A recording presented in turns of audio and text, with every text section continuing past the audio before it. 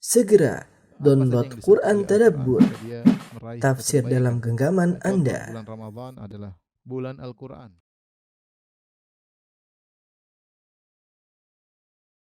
Bismillahirrahmanirrahim. Assalamualaikum warahmatullahi wabarakatuh. Alhamdulillahi ala ihsani wa syukru lahu ala taufiqih wa amtinani. Asyhadu an la ilaha illallah wahdahu la syarika lahu ta'ziman li sya'nih. Wa asyhadu anna Muhammadan abduhu wa rasuluhu da'ila ridwanih. Allahumma salli alaihi wa ala alihi wa ashabihi wa ikhwani. Ikhwan dan akhwat yang dirahmati Allah Subhanahu wa taala, para jamaah Masjid As-Sunnah Bintaro yang dirahmati oleh Allah Subhanahu wa taala. Kita melanjutkan bahasan kita tentang Al-Firaq. Pada pertemuan lalu telah kita bahas tentang Al-Kullabiyah, ya. Telah kita bahas bahwasanya Al-Kullabiyah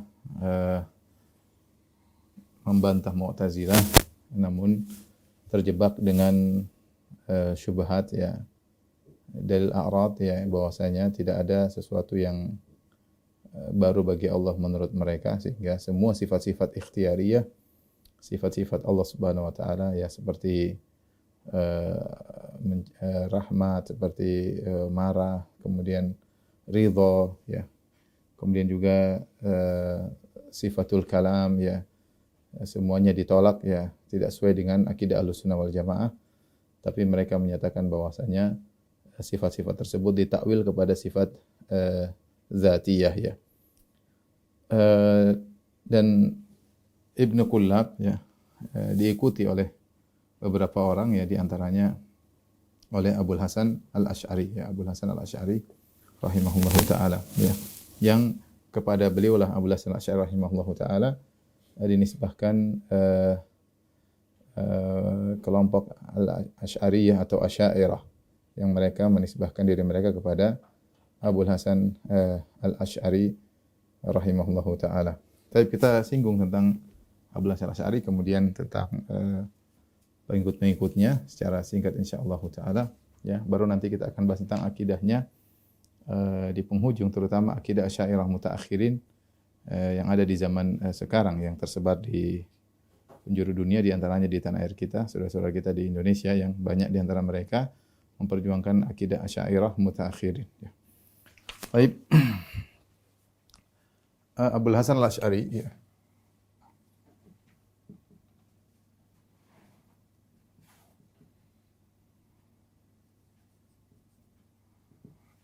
namanya Ali bin Ismail, ya. Beliau lahir, ya, 200 mana penghapusnya?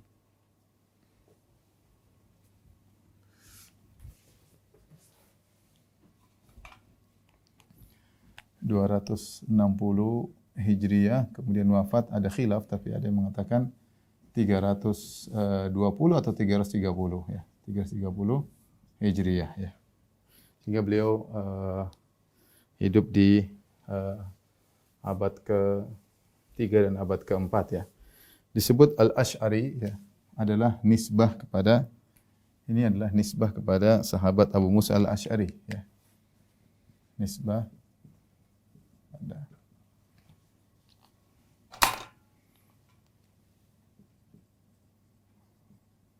Abu Musa Al-Asy'ari.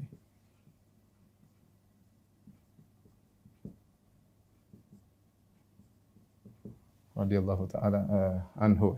Adapun kehidupan beliau, ya, beliau wallahu alam memiliki ayah yang di atas sunnah, oleh karenanya disebutkan ayah beliau, ya, Ismail, ketika akan meninggal dunia berwasiat kepada Abu Hasan Al-Asy'ari untuk belajar kepada Zakaria As-Sijzi, atau Zakaria As-Saji, ya, Zakaria As-Saji, yang dia adalah bermadhab Ahlul Hadis, ya, bermadhab Ahlus Sunnah wal Jamaah.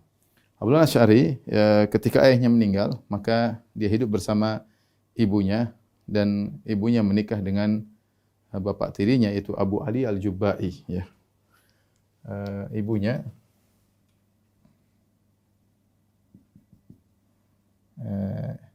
Ibunya menikah dengan tokoh Mu'tazilah namanya Abu Ali Al-Jubba'i. Maka Abul Hasan pun belajar Mu'tazilah, ini tokoh Mu'tazilah ya. Tokoh besar Mu'tazilah. Sehingga beliau pun belajar Mu'tazilah kepada bapak tirinya. Maka beliau belajar Mu'tazilah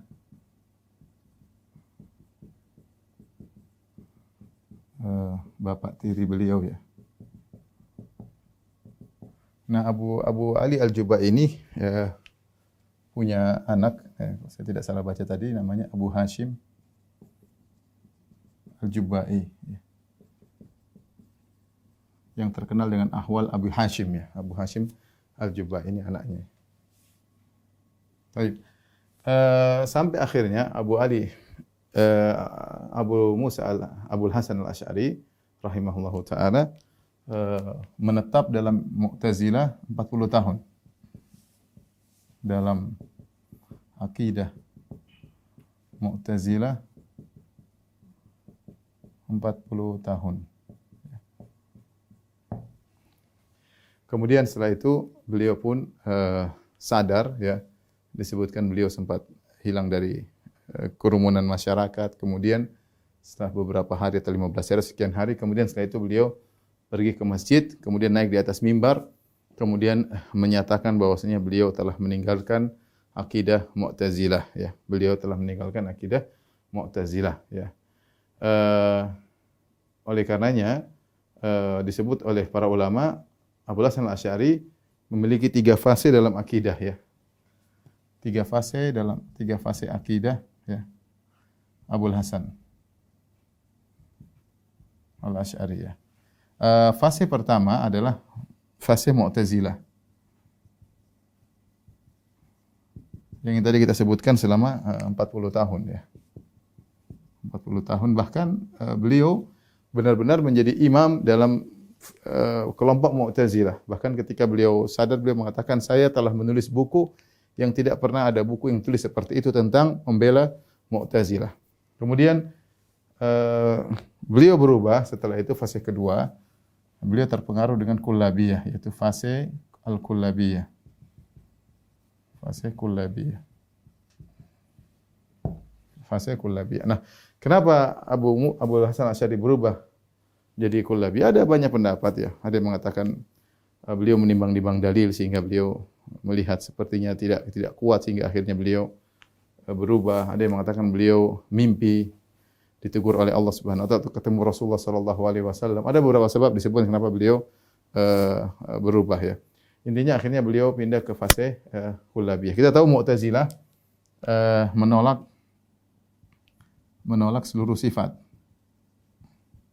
sifat-sifat Allah. Ya. Baik sifat dzatiyah maupun fi'liyah. Sifat dzatiyah maupun apalagi fi'liyah. Ya, sifat dzatiyah atau fi'liyah atau ikhtiyariyah ya. Sifat dzatiyah seperti misalnya wajah ya. Kemudian mata ya. Kemudian tangan. Kemudian al-ulu, ketinggian Allah. Ya. Dan lain-lain. Ini semua ditolak oleh Mu'tazilah. Sifat ikhtiyariyah seperti rahmat ya. Semuanya harus ditakwil ya. Rahmat, kemudian murka, ghadab ya. Ridha ya. Istiwa dan lain-lainnya. Ini ditolak oleh Mu'tazilah.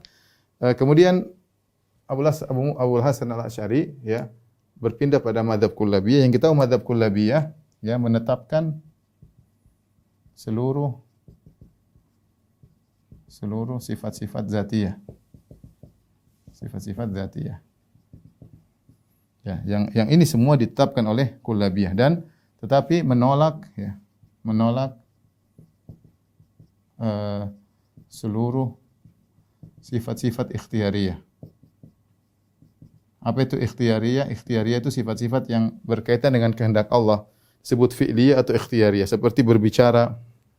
Jadi, rahmat, murka, ridha, istiwa, berbicara, kalam, Ya, ini semua adalah sifat-sifat ikhtiarnya. Kapan Allah berbicara, maka Allah berbicara. Kapan Allah berubah topik, kapan terserah Allah.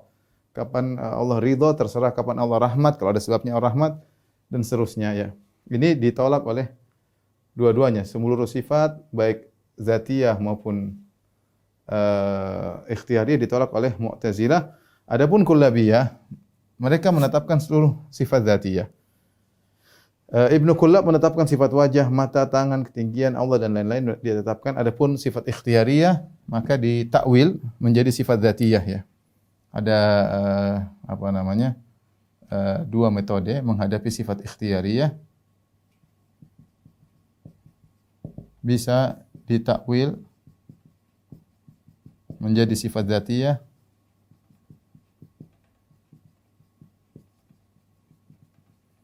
atau fi'il diartikan maf'ul. Ya, jadi perbuatan Allah diartikan dengan objek ya. Perbuatan Allah diartikan dengan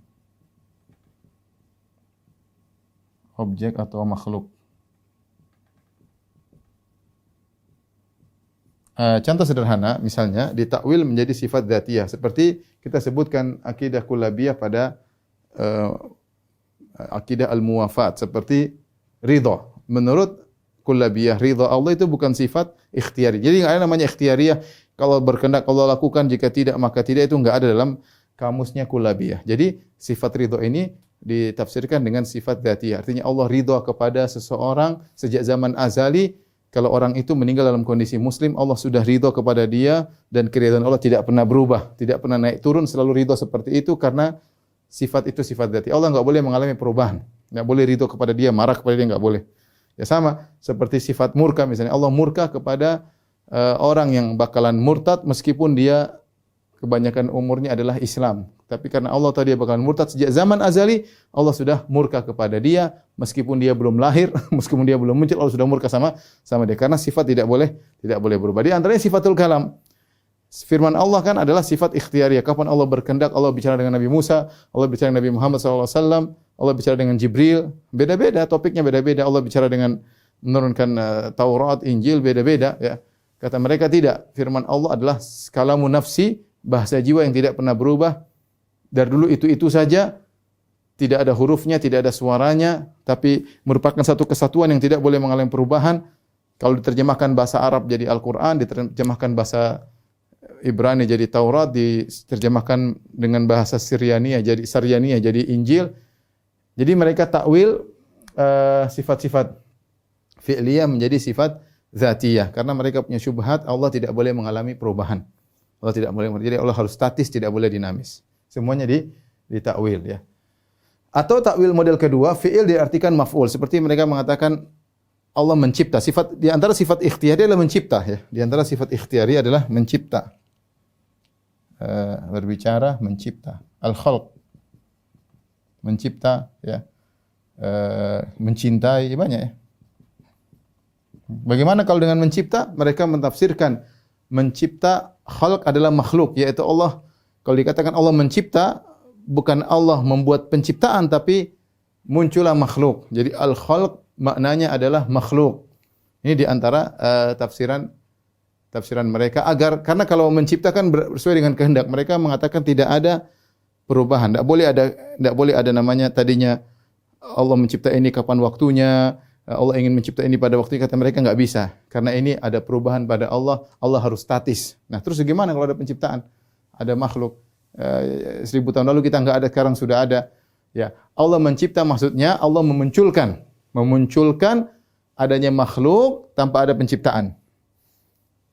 Ya, begitulah akidah mereka. Allah memunculkan makhluk tanpa ada penciptaan. Karena kalau ada penciptaan dalam zat Allah baru terjadi, ini tidak boleh pada Allah karena mereka bilang Allah harus statis, tidak boleh dinamis. Ini sudah kita singgung pada pertemuan lalu. Nah, inilah mazhab kullabiyah. Nah, apakah Abul Hasan berpindah pada fase ketiga, fase Ahlus Sunnah?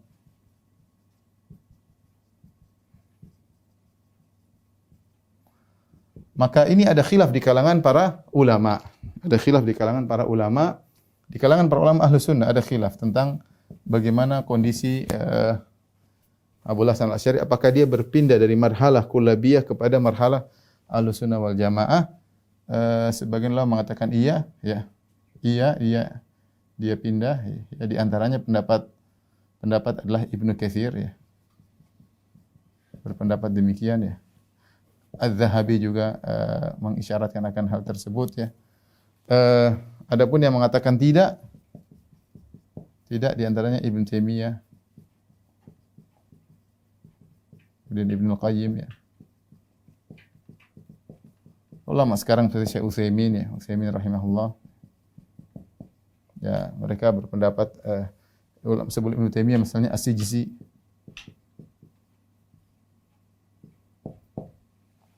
dalam kitabnya Arad ala man ankara al-harf as-saut, ya. Ada khilaf di kalangan para ulama ahlu sunnah tentang bagaimana kondisi Abu Hasan al-Asy'ari. Apakah dia berpindah kepada marhalah ketiga? Kenapa ada khilaf? Karena ada buku-bukunya yang menunjukkan dia seperti berakidah dengan akidah ahlu sunnah. Di antara buku-buku terakhir yang dimiliki oleh Abu Hasan al-Asy'ari seperti kitab Al-Ibanah an Usulid Diyanah, ya. Ada kitab Al-Luma, ya. Ada kitab Maqalatul Islamin wa Ikhtilafil Musallin. Kemudian ada kitab Risalah ila Ahli Saghar. Risalah ila Ahli Saghar. Kitab-kitab ini, keempat kitab ini yang sampai kepada kita mengisyaratkan bahwasanya beliau bermadhab Ahlus Sunnah. Apalagi dalam kitab misalnya Maqalatul Islamiyin. Dalam Maqalatul Islamiyin beliau membedakan pendapat kullabiyah dengan pendapat alul hadis.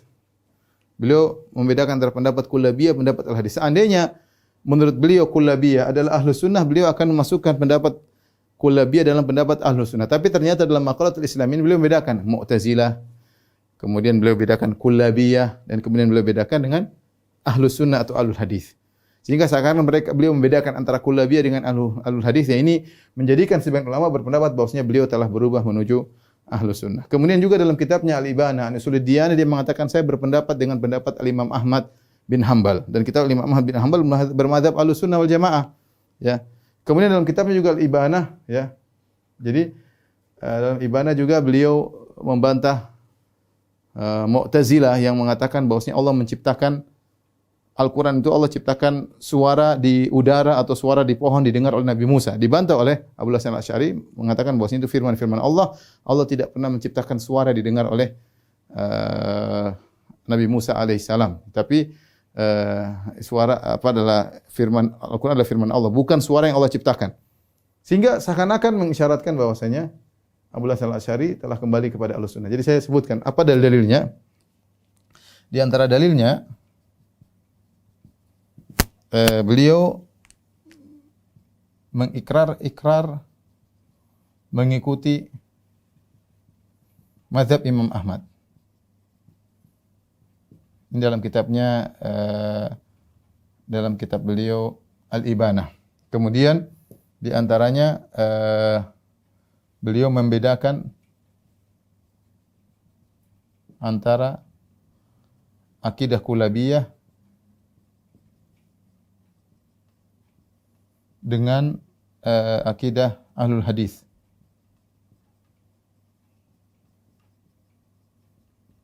Kemudian ketiga juga beliau membantah Mu'tazilah. Membantah Mu'tazilah dalam masalah suara. Masalah suara Allah. Kemudian yang keempat juga beliau menolak dalil a'rad dalam kitabnya Al-Luma. Beliau menolak dalil a'rad. Ini kira-kira 4 pendalilan yang dilihat oleh sebagian ulama seperti Ibnu Katsir dan juga lainnya. Bahwasanya nampak sekali bahwasanya Abu Hasan al-Asy'ari sampai pada marhalah ketiga, marhalah Ahlus Sunnah wal Jamaah. Karena beliau berikrar mengikuti pendapat Imam Ahmad. Kemudian beliau tadi membedakan antara mazhab kullabiyah dengan Ahlus Sunnah. Kemudian beliau membantah Mu'tazilah masalah suara. Bahwasanya suara tersebut, mereka Mu'tazilah mengatakan Allah menciptakan suara Al-Qur'an di udara kemudian dengar oleh Musa dibantah oleh Abdullah Al-Asy'ari. Yang terakhir dia menolak dalil a'rad. Menolak dalil a'rad dalam kitabnya Al-Luma' ya. Ini isyarat-isyarat beliau mengikuti Ahlus Sunnah wal Jamaah. Namun pendapat sebagian ulama yang lain bahwasanya beliau tidak berpindah kepada fase Ahlus Sunnah. Beliau berusaha namun tetap saja masih ada sisa-sisa Mu'tazilah. Sisa Mu'tazilah tadi apa syubhat Mu'tazilah yang paling utama ya ini tadi menolak sifat ikhtiyariyah. Ini dari Jahmiyah yaitu Allah harus statis. Harus statis tidak boleh mengalami, tidak boleh berubah. Ini gampangannya seperti ini syubhat ya. Sudah kita bahas. Baik, perhatikan adapun pendapat Ibnu Taimiyah, Ibnu Qayyim As-Sijizi, mereka berpendapat bahwasanya seperti kata As-Sijizi bahwasanya raja anil furu' wa thabata fil usul. Ya, kata As-Sijizi bahwasanya Abu Hasan Al-Asy'ari meninggalkan pendapat-pendapat yang salah dari Mu'tazilah ya, tetapi pada masalah furu', masalah usul dia masih bertahan pada pokok-pokok pemikiran Mu'tazilah, di antaranya dalil a'rad dan yang lainnya. Tapi kenyataannya setelah kita membaca buku Maqalatul Islamin, kemudian Risalah ila Ahli Thaghar, Al-Ibanah, tetap aja masih ada syubhat tersebut, ya, syubhat-syubhat sehingga dalam masalah sifatul kalam beliau juga ada mengarahkan kepada sifat dzatiyah. Ketika beliau berbahas juga dalam Risalah ila Ahli Thaghar berbicara tentang misalnya sifat ridha, dia ada menetapkan muwafat seperti kullabiyah. Sehingga Allah alam bisawab bahwasanya boleh kita katakan beliau berusaha ya, namun tetap saja masih ada sisa-sisa Mu'tazilah ya. Jadi yang benar adalah pendapat ini ya, bahwasanya beliau sudah berusaha ya.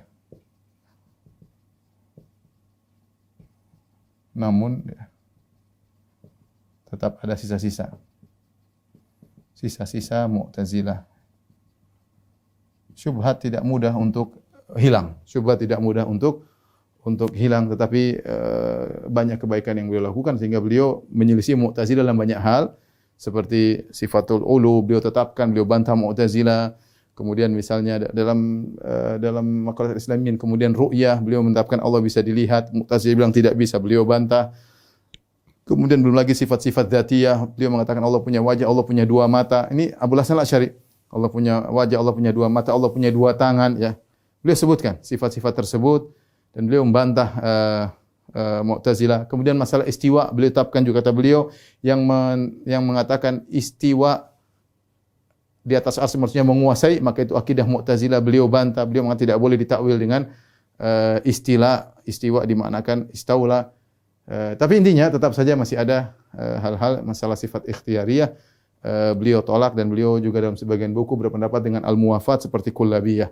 Jadi wallahu alam bisawab, beliau sudah berusaha berubah mengikuti manhaj Ahlus Sunnah wal Jamaah, namun akan tetapi masih tersisa-sisa pemikiran kullabiyah dan bahkan pemikiran Mu'tazilah masih tersisa. Syubhat yang Mu'tazilah masih ada pada beliau, menunjukkan bahwasanya seorang kalau sudah terjebak syubhat susah, tidak mudah untuk melepaskan diri daripada syubhat tersebut.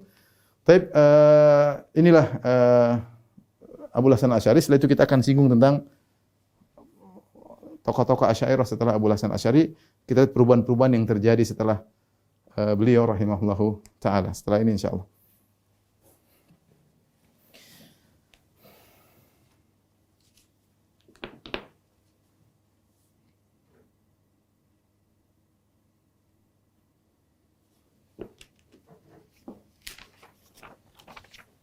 Tapi kita akan sebutkan tokoh-tokoh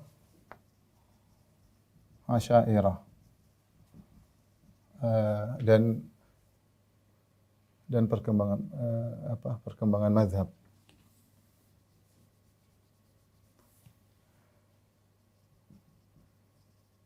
Dari perubahan mazhab.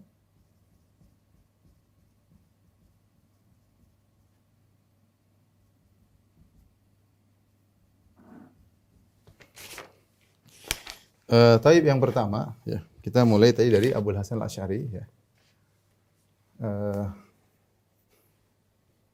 Mungkin kita kasih tabel ya. Yang pertama Abul Hasan Al-Asy'ari.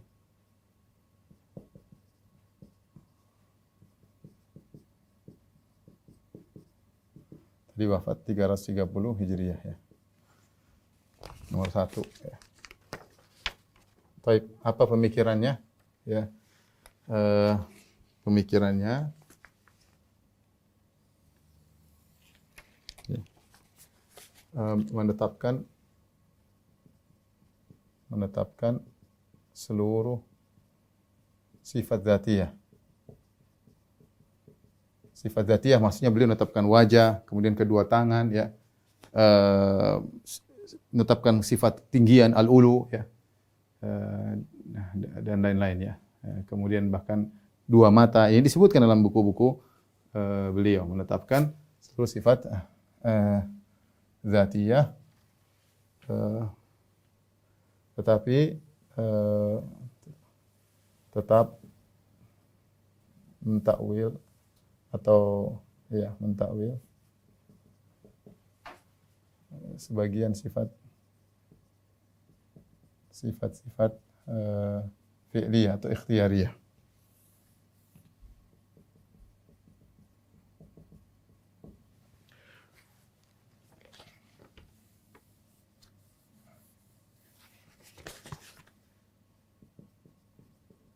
Menetapkan seluruh.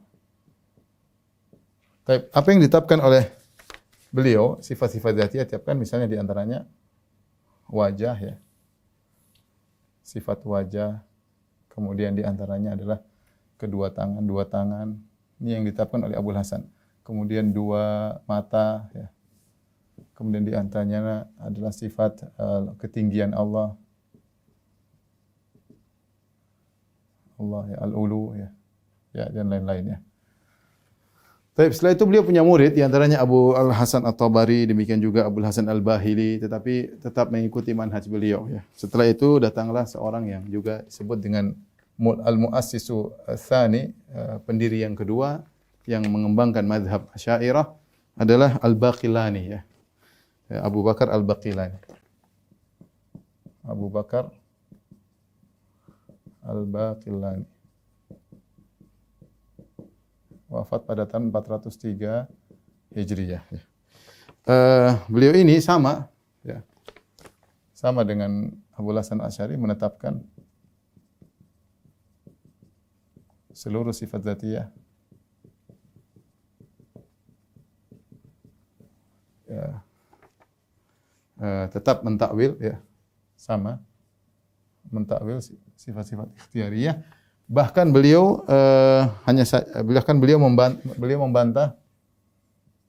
membantah Mu'tazilah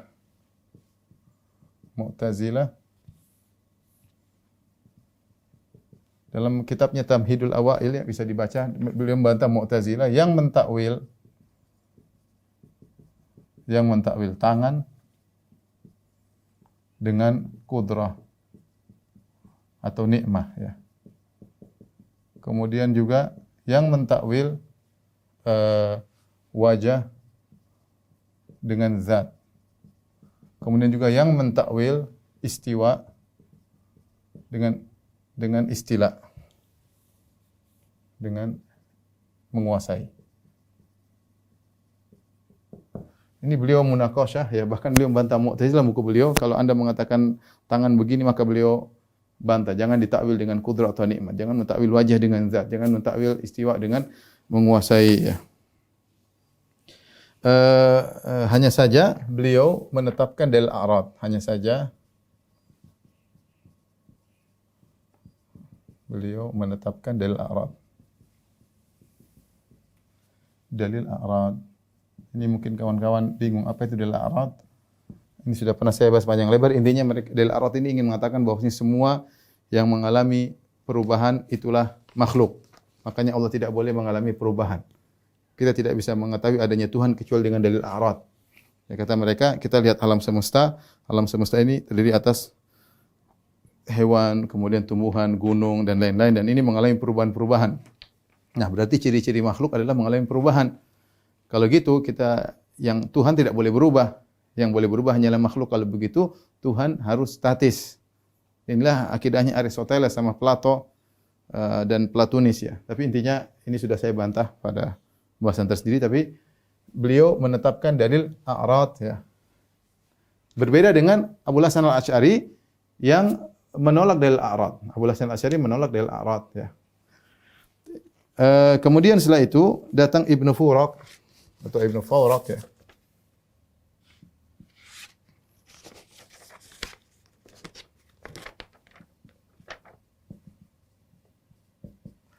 Yang wafat 406 Hijriah.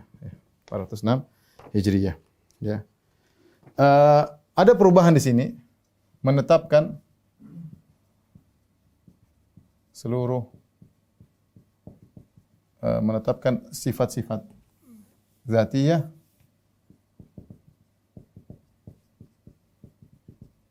kecuali al-ulu, kecuali ketinggian Allah. Dia tolak. Ini mulai Ibnu Furak mengalami apa namanya? Menolak sifat al-ulu ya. Menolak sifat al-ulu dan dia juga tetap akan tetapi ia membantah Mu'tazilah yang mentakwil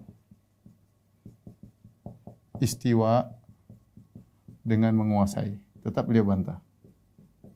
Tapi beliau mengatakan tidak boleh kita mengatakan Allah tinggi. Bahkan disebutkan dialog antara dia dengan seorang ulama yang lain ketika dia mengatakan satu mengatakan Allah di atas, kata dia kalau kau menetapkan Allah di atas berarti Allah bisa di bawah juga. Kata ulama tersebut, iya kalau saya yang tetapkan Allah di atas mungkin Allah bisa di bawah, tapi Allah yang mengabarkan tentang dirinya dia di atas. Maka terdiamlah Ibnu Furak. Ya. Ibnu Furak dia punya buku judulnya Mukhtaliful Hadis dan di situ banyak takwil-takwil yang disebutkan oleh Ibnu Furak. Ya. Kemudian juga menetapkan dalil a'rad.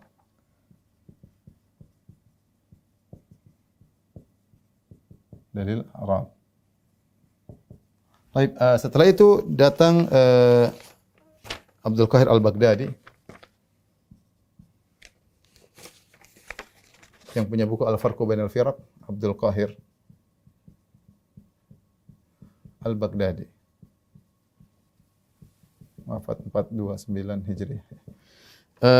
Beliau mengatakan ya, beliau yang pertama kali mentakwil, menetapkan sifat-sifat dzatiyah tapi mentakwil sifat dzatiyah. Beliau mentakwil. Kata beliau, wajah sama dengan zat. Wajah maksudnya adalah zat. Kemudian tangan maksudnya kudrah. Kemudian mata maksudnya melihat.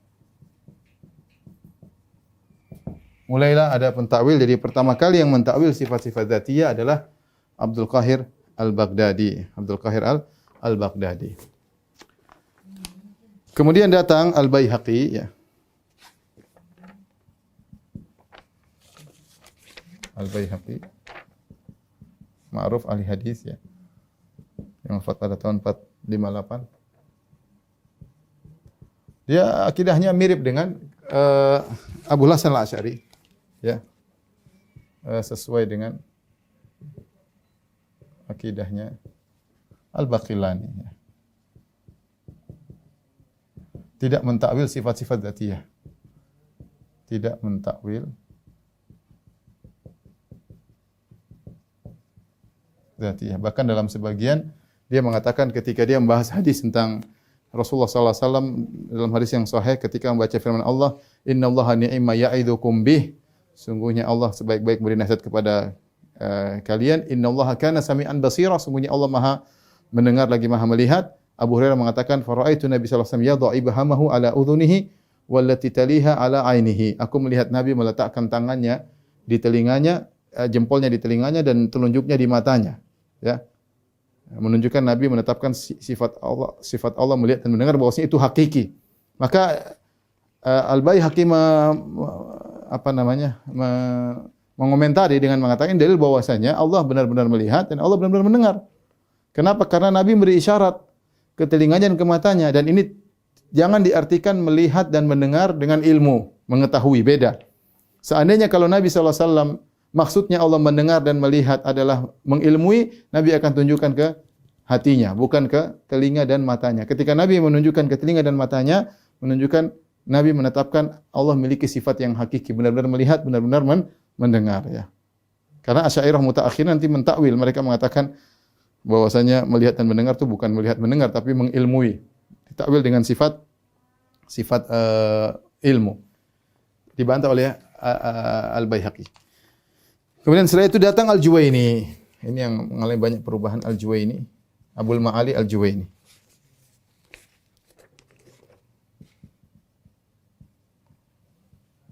Al-Juwaini.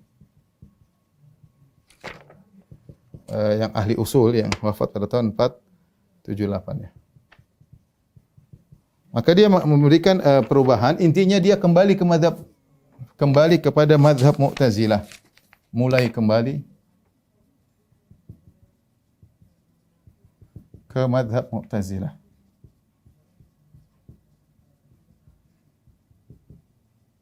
Dalil akan hal tersebut, ya. Beliau mentakwil seluruh sifat dzatiyah. Ya. Dalilnya mentakwil seluruh sifat dzatiyah. Ya, dimulai dari Abdul Qahir Al-Baghdadi, mulai mentakwil tadi wajah dengan zat, tangan dengan qudrah, mata melihat, maka dia juga demikian, dia memperkuat pemahaman Abdul Qahir Al-Baghdadi dengan mentakwil seluruh sifat dzatiyah, ya. Kemudian beliau membenarkan takwil Mu'tazilah istiwa dengan menguasai, istilah. Ini dalil beliau kembali, malah yang ini dibantah oleh nenek moyang mereka, ya. Abu Hasan Al-Asy'ari membantah takwil ini, istiwa dengan istilah dibantah. Kemudian Al-Baqilani juga membantah. Bahkan Ibnu Furak juga membantah pentakwilan istiwa dengan menguasai. Nah, Abul Ma'ali Al-Juwaini malah menetapkan, dia bilang benar di takwil istiwa dengan istilah, bahkan dia menyebutkan dalil-dalil untuk mendukung pendapat Mu'tazilah, ya.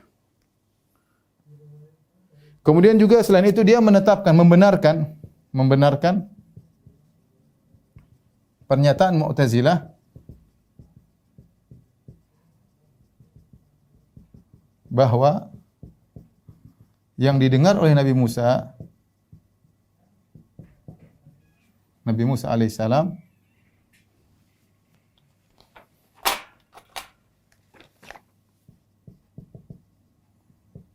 alaihissalam ya, adalah suara yang diciptakan oleh Allah.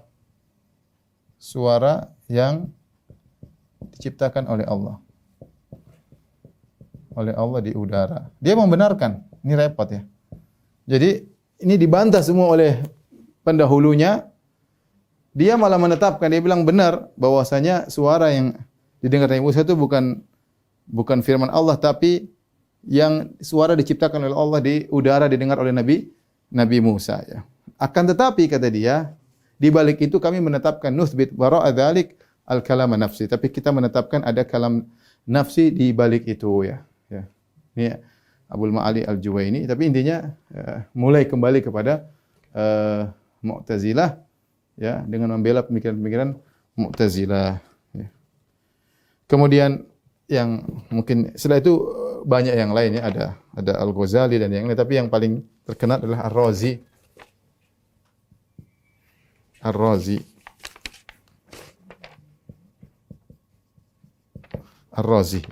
Ar-Razi wafat 606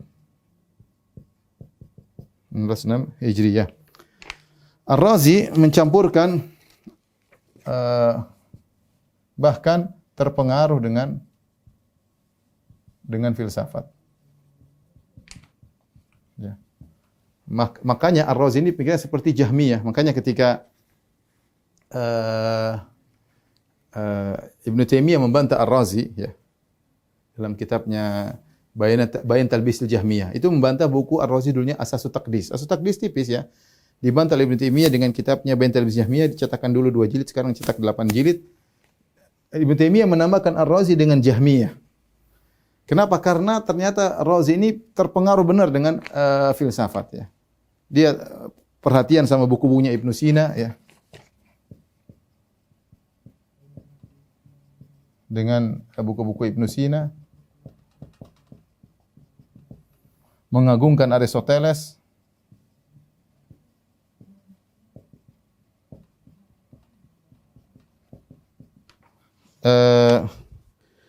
kemudian dia berpendapat dengan Al-Muthul Aflatuniyah ya.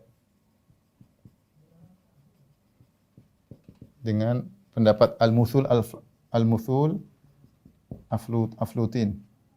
Aflatuniyah.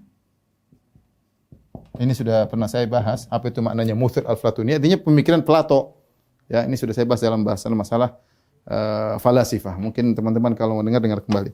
Kemudian di antaranya juga beliau berpendapat dengan Al-Uqul Mujarradah.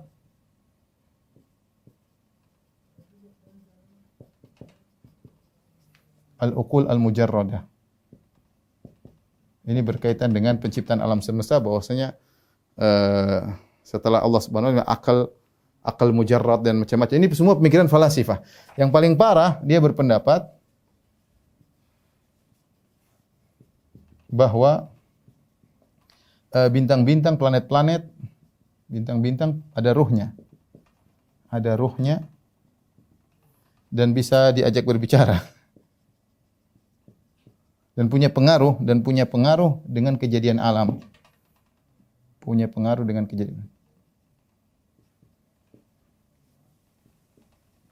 kejadian alam. Ini kesyirikan tentunya. Jadi disebutkan oleh Ibnu Taimiyah, disebut Al-Zahabi, dia punya buku judulnya Al-Mukhatabatun Nujum. Saya nukilkan deh perkataan Al-Zahabi.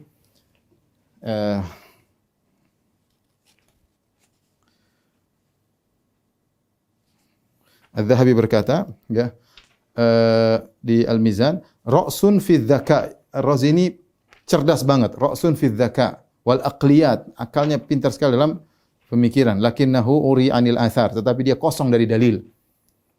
Kosong, tidak ada dalil. Kalau bicara enggak pakai dalil. Walahu tashkikat ala masail min da'aimiddin, bahkan dia bikin keraguan-keraguan terhadap masalah-masalah yang merupakan pokok-pokok agama. Itu banyak dalam tafsir beliau bikin syubhat. Sering bikin syubhat dan bikin keraguan-keraguan tentang pokok-pokok agama ya. Turithul hayrah, dan membuat orang jadi bingung. Nas'alullah an yuthabbital iman fi qulubina. Kami mohon agar Allah mengokohkan iman dalam hati kami. Walahu kitabun, dan dia punya kitab judulnya As-Sirrul Maktum fi Mukhatabatin Nujum. Rahasia yang tersembunyi dalam berbicara dengan bintang-bintang. Ini di antara bukunya Razi. As-Sirrul Maktum fi Mukhatabatin Nujum, sihrun sarih. Dan kata Adzabi, ini sihir yang nyata. Sihir yang nyata, perdukunan. Ya, ini terpengaruh karena orang filsafat mengatakan bahwasanya planet-planet itu memiliki ruh. Dan ini kita jelaskan ketika kita membahas tentang pemikiran Farabi. Ini diambil dari pemikiran siapa? Pemikiran Platonis, yaitu Aflutin, ya, Platonis yang memiliki pemikiran al-faidul ilahi. Ya, di mana akhirnya mengantarkan kepada planet-planet itu punya ruh dan yang lainnya. Dan itu Razi terpengaruh. Razi terpengaruh. Tetapi kata Az-Zahabi, ya, fala'allahu taba min ta'lifihi insyaallah taala. Semoga dia taubat, dan dalil menunjukkan seakan-akan beliau telah bertobat. Tapi maksud saya, ini Ar-Razi, inilah yang kalau boleh saya katakan mengembalikan Asy'ariyah kepada mazhab Jahmiyah. Jahmiyah atau Mu'tazilah sama. Jadi inilah perubahan-perubahan Asy'ariyah yang sekarang yang tersebar adalah kebanyakan pemikiran Razi dan Al-Juwaini yang tersebar di masyarakat. Adanya sifat 7 saja ya, atau sifat 13, sifat 30. Nanti akan kita jelaskan insyaallah pada pertemuan berikutnya. Oleh karenanya sampai As-Sanusi dalam Ummul Barahin juga mengingatkan tidak boleh membaca buku-buku Ar-Razi karena terpengaruh dengan filsafat. Bahkan Ar-Razi dalam kitabnya Asasut Taqdis, ketika dia berbicara tentang sifat ulu, dia tolak sifatul ulu. Padahal dalil begitu banyak. Kemudian dia berkata, "Man arada an yashra' fil ma'arifi al-ilahiyyah falyuhdits atau falyastahdhir li nafsihi fitratan ukhra. Barang siapa yang ingin masuk dalam pembicaraan masalah ilahiyah, ketuhanan, teologi, maka hendaknya dia buat fitrah yang baru, fitrah yang lama dia buang. Kenapa? Karena fitrah manusia Allah di atas. Dan itu dalilnya terlalu banyak. Dia bilang karena dia bantah, dia bilang Allah tidak di atas. Karena ini melazimkan gini, melazimkan gini, melazimkan gini. Akhirnya dia untuk membantah dalil fitrah dia mengatakan kalau Anda ingin berbicara tentang Tuhan, fitrah itu dibuang. Bikin fitrah yang baru. Sebagaimana perkataan Aristoteles. Dia nyebutin perkataan Aristoteles, dinukil dari Aristoteles, bukan dari Nabi, bukan dari Aristoteles ya. Kemudian dia juga punya terkenal dengan Al-Qanunul Kulli, bahwasanya kalau bertentangan antara akal dengan dalil maka akal yang harus didahulukan, yang dibantah oleh Ibnu Taimiyah dalam bukunya Dar'u Ta'arudil Aql wan Naql, sekitar 9 jilid atau 11 jilid ya. Dan itu adalah pemikiran Ar-Razi. Nah, Asy'ariyah zaman sekarang ya berbeda dengan nenek moyang mereka, Abu Hasan Al-Asy'ari. Lihat, Abu Hasan Al-Asy'ari menetapkan seluruh wajah. Sekarang Asy'ariyah zaman sekarang enggak ada yang menetapkan wajah, 2 tangan, 2 mata, ketiga, enggak ada. Semua menolak. Terus Anda bernisbah kepada Abu Hasan Al-Asy'ari sementara Anda menyelisihi pemikiran Abu Hasan Al-Asy'ari. Abu Hasan pemikirannya demikian. Buku-bukunya jelas sampai kepada kita. Ada Al-Ibana, Al-Usuliddiyan, ada Al-Luma, ada kitab Risalah ila Al-Thaghar, dan ada juga kitab Maqalat Islamiyyin, jelas. Nah, Anda Asy'ariyah zaman sekarang terus ikut nenek moyang Anda Abu Hasan Al-Asy'ari tidak seperti itu. Ya. Coba inilah baca kembali buku-bukunya. Baca kembali buku-bukunya. Kemudian juga setelah itu Al-Baqilani juga demikian menetapkan sifat-sifat, bahkan munaqasyah, membantah. Orang-orang yang mentakwil tangan dengan kudrah dia bantah, mentakwil wajah dengan zat dibantah, mentakwil istiwa dengan menguasai al-qahr wal ghalabah dibantah ya. Kemudian berjalan sampai muncullah Al-Juwaini. Al-Juwaini mulai mengembalikan mazhab Asy'ariyah kepada mazhab Mu'tazilah. Kemudian muncul lebih parah Ar-Razi kembalikan Asy'ariyah kepada mazhab Jahmiyah atau mazhab Mu'tazilah. Dan inilah yang tersebar di rata-rata zaman sekarang, terutama di tanah air kita. Al-Asy'ariyah yang Juwaini atau Ar-Razi. Adapun Abu Hasan Al-Asy'ari, Al-Baqilani mereka tidak ikuti ya. Oleh karenanya mereka sangat getol menolak sifat Allah di atas, berarti itu fitrah, karena mereka meyakini kalau mengatakan Allah di atas berarti kufur. Mereka bilang demikian, ini kufur, mengatakan Allah di atas kufur ya. Karena kalau Allah di atas berarti begini, berarti seperti makhluk, berarti ya seperti, padahal ayat begitu banyak menetapkannya ya. Taib. Ikhwan dan akhwat yang rahmatillah subhanahu ini sekitar sejarah tentang mazhab Asy'ari, perkembangannya ya. Dari situ sebagian ulama mengatakan kenapa Syekhul Islam Ibnu Taimiyah rahimahullahu taala getol menjelaskan tentang pemikiran mazhab Asy'ari ya. Kemudian beliau juga bahkan membantah pemikiran misalnya falasifah, padahal di zaman beliau kekuatan falasifah tidak banyak ya. Hanya sedikit. Kemudian beliau juga membantah tasawuf dengan kencang. Beliau bantah dengan tegas, dengan jelas. Karena sebagian ulama berpendapat karena Asy'ariyah di zaman beliau tercampur-campur kemasukan pemikiran falasifah, kemasukan pemikiran tasawuf ya. Seperti itu. Jadi perlu dibantah dari akar-akarnya seluruhnya untuk memurnikan mereka, jangan mereka terpengaruh dengan pemikiran-pemikiran di luar seperti tasawuf dan juga pemikiran-pemikiran falasifah sebagaimana yang dibawa oleh Ar-Razi ya.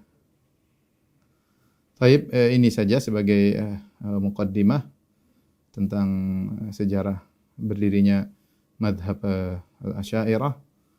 Ini hanya kita berputar mengenai masalah sifat. Tentunya mereka punya mazhab juga tentang masalah takdir, masalah iman, tapi tidak kita bahas. Insyaallah kita bahas pada kesempatan yang lain.